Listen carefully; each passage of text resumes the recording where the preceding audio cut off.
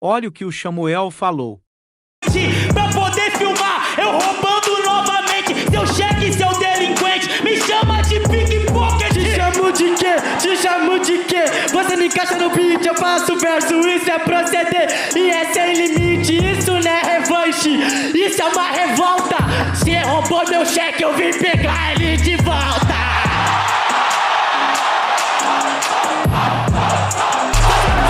Eu bato no limite sozinho, esse trio eu acho tranquilinho de bater facinho, porque é fraquinho. Rainha da putaria é devilzinha, enterro de quatro igual MC Pipoquinha.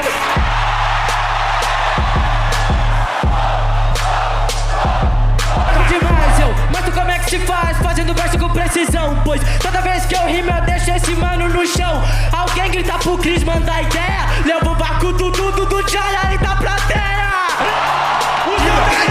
Meu mano, vou te dizer, Jair Dudu não dá, aqui é uma ótima chance pra você. Ótima chance para a gente, porque nós estamos unidos pelo sangue de Cristo, agora nós que estamos ungindo. Enquanto você faz em mais de menos, aqui é trio de 5, porque nós estamos